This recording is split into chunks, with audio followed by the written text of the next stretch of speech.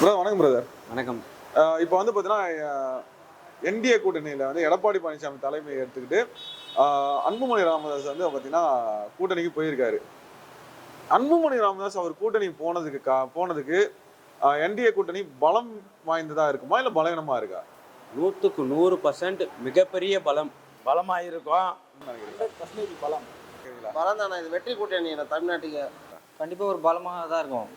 பக்க பலமாக வாய்ந்த கூட்டணி இது. அடுத்த ஆட்சி 2026ல் ஏடிஎம்கே கூட்டணி தான் பலமாக அமைய போகுது. எதனால அது வெற்றி கூட்டணின்னு நினைக்கிறீங்க? ஒன்னே சமுதாயம் அதிக பாட்டாளிமான கட்சியில் சின்னையா வந்து பலமாக வச்சு கட்சி, அதான் பிஜேபி இருக்கு, ஏடிஎம்கே.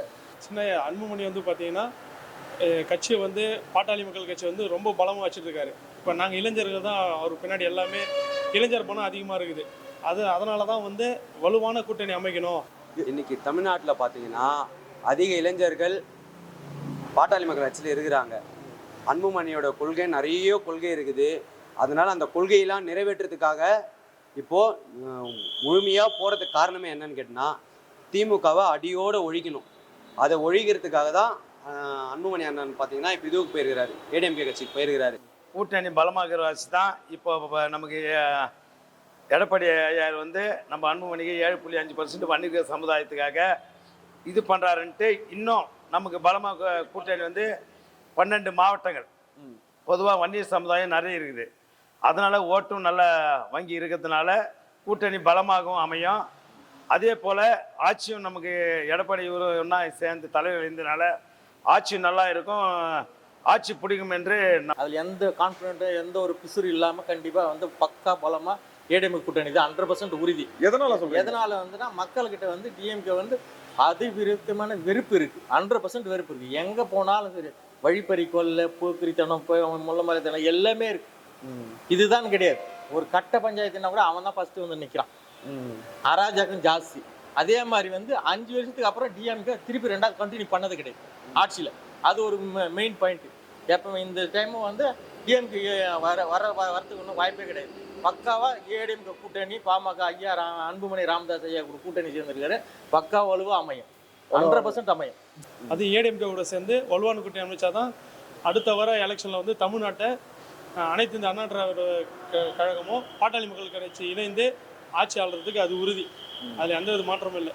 கூட்டணின்னு வந்து பார்த்தீங்கன்னா பொதுவாக வந்து பார்த்தீங்கன்னா பொதுமக்களுக்கு வந்து இப்போ ஆளுங்கன்ற திராவிட ஆட்சி வந்து பார்த்தீங்கன்னா பொய்யான வாக்குறுதிகள் கொடுத்து ஊழல் பண்ணி பொதுமக்களை ஏமாற்றிட்டு தான் இருக்காங்க.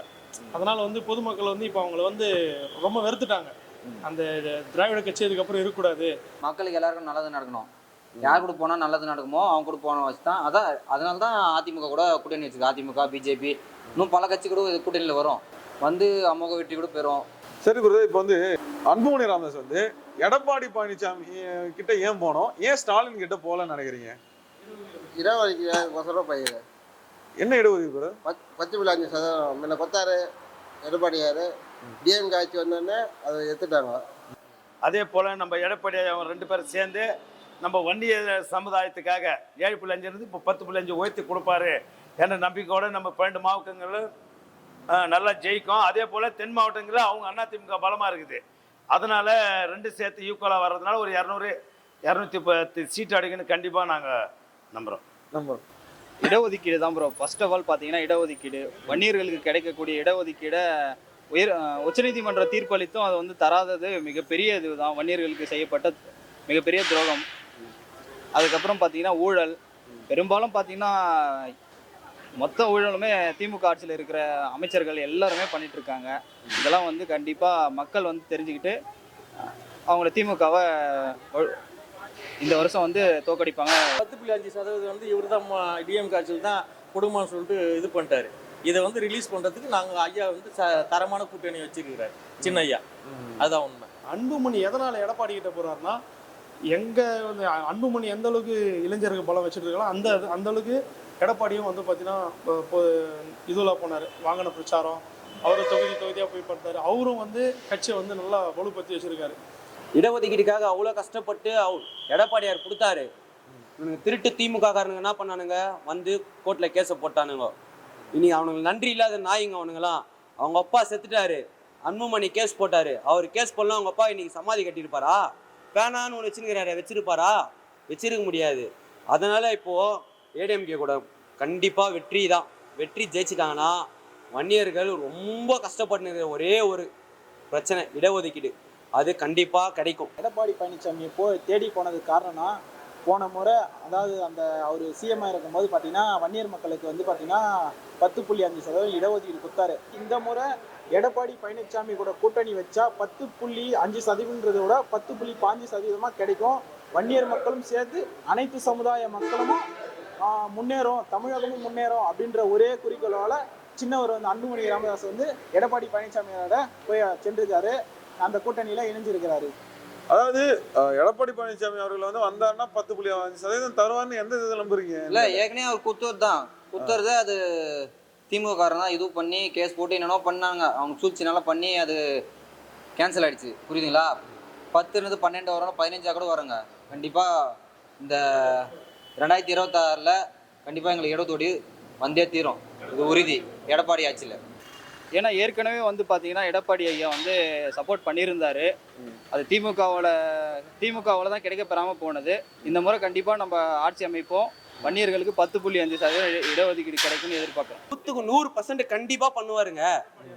நீ வந்து ஜெயிச்ச அடுத்த 6 மாசத்துல இது அறிக்கை விடுறாரா இல்லையான்னு மட்டும் நீங்க பாருங்க. வன்னியர்களுக்கு 10.5 கேட்டாங்க, 15 கொடுப்பாரு. வேணா பாருங்க. ஃபர்ஸ்ட் கையெழுத்து முதலமைச்சர் அந்த கையெழுத்தை ஃபர்ஸ்ட் கையெழுத்து எப்படி சொல்றீங்க? கன்ஃபார்ம் 100%. இல்ல ப்ரோ, எடப்பாடி எப்படி நம்புறீங்கன்றீங்க? கண்டிப்பா இந்த வாட்டி முதலமைச்சர் ஃபர்ஸ்ட் கையெழுத்து அதான் போடுறாரு. சரி ப்ரோ, இப்போ வந்து என்டிஏவும் அதாவது என்டிஏ கூட்டணி அன்புமணி அவர் போனதுனால எத்தனை தொகுதி ஜெயிக்கும்னு நினைக்கிறீங்க? கண்டிப்பா 200க்கு மேல வெற்றி இருக்குது. அதுல எந்த மாற்று கருத்தும் கிடையாது. பாமகவும் அதிமுக கூட்டணி ஒரு 200 இடங்கு ஜெயிக்கின்ட்டு நான் முழுமையா நம்புறீங்க? வீச்சில் நம்புறேன். 210 சீட் இல்லை 220 சீட்டு சாலிடாக கண்டிப்பாக அடிப்பார். அதில் வந்து பார்த்தீங்கன்னா கண்டிப்பாக 200லேருந்து 210 தொகுதி உறுதியாக ஜெயிப்பாங்கன்றது நாங்கள் எதிர்பார்க்குறோம். முறை கண்டிப்பாக 210 சீட்டு கம்பல்சரி அடிப்பாங்க. எடப்பாடி பழனிசாமி கம்பல்சரி முதலமைச்சர் ஆவார். என் கணிப்பு பார்த்தீங்கன்னா ஒரு 180 190ங்க.